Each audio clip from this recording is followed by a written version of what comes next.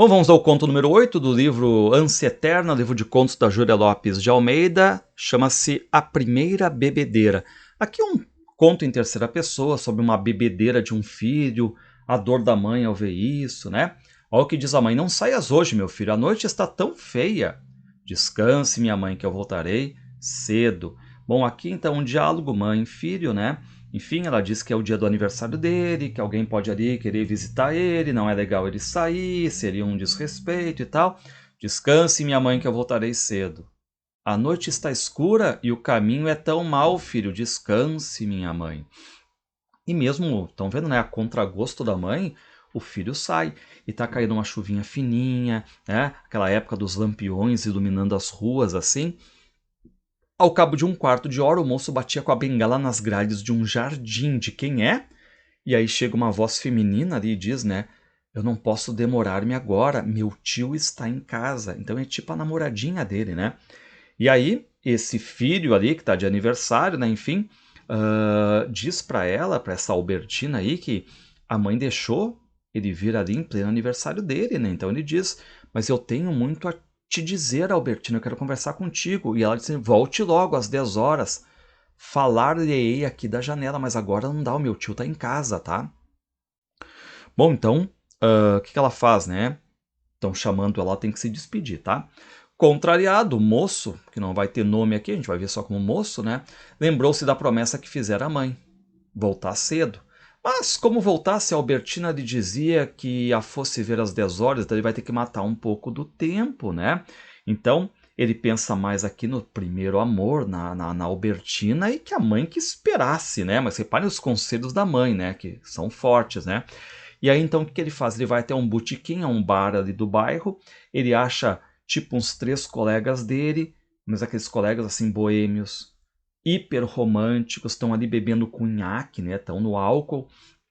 E aí os amigos veem esse moço, né? O do aniversário agora aqui, né? E começam a rir dele, acham ele muito acanhado, né? Acham ele mimado pela mãe, que imita a frase dos pais, né? Um pouco de atrevimento, ao pouco a menos, né, pedem para ele, ou seja, né, isto de homens maricas só servem para uma coisa, envergonhar a espécie. Reparem que os meninos estão folgando nele ali, né?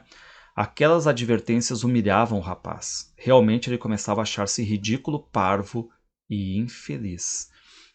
Ele não sabia por que ele era tímido, né? Porque, de certo modo, ele está ali tendo coragem de bater na casa da amada, na janela, né?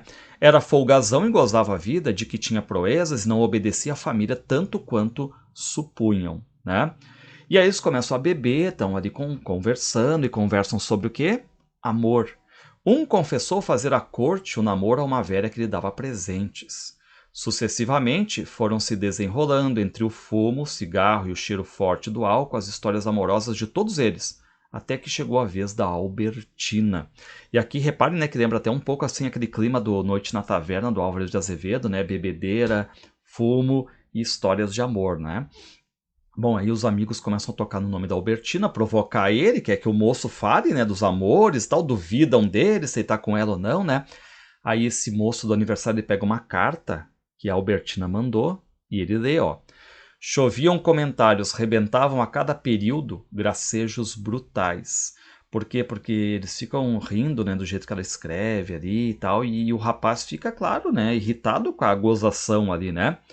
Contou a sua vida íntima, segredos de família que não transpareciam cá fora. O pai fugira por dívidas, um tio roubara em casa de um amigo, arremedeu depois a voz da Albertina e a maneira da mãe ralhar com a criada. Então ele foi contando um pouco da vida dele ali, né?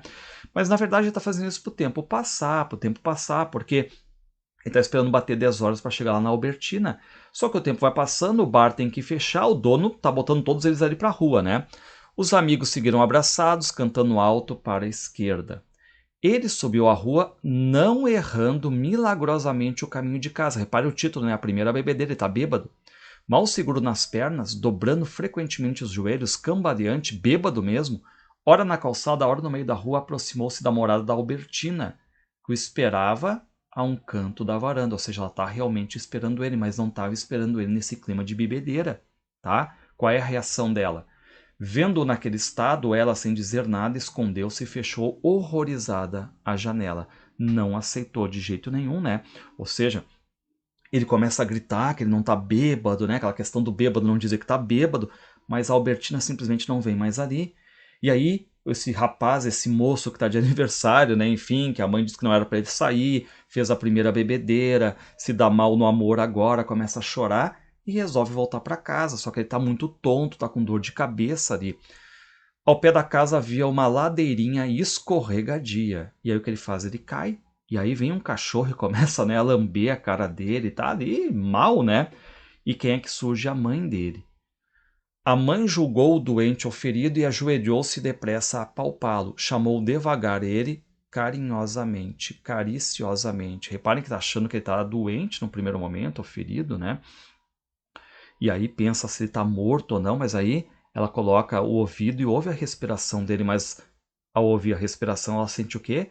O forte cheiro do álcool ali. E não passava ninguém, fazia frio, estava escuro, ou seja, não tem ninguém para ajudar ali. E a pobre mãe esforçava-se por erguer nos seus braços débeis o corpo pesado do filho, e o seu maior desejo era poder abrigá-lo no seio, estendendo de todas as pessoas e de todas as coisas. Repare, né, a mãe querendo proteger e tudo mais, o filho, para que ninguém o veja naquele estado, né? Então a mãe leva ele sozinho para dentro de casa, dá remédio, fica torcendo para que ninguém, né, note o filho naquele estado. E como é que termina? Enquanto ele dormia, ressonando alto, ela, numa agonia muda, vigiava a porta para que alguém não fosse surpreendê-lo assim. Quase uma piadinha aqui, uma anedota, né, sobre a primeira bebedeira, mas a gente nota claramente aqui aquela questão da preocupação da mãe é muito importante, né? Enfim, não ouviu os conselhos e a primeira bebedeira desse moço aí.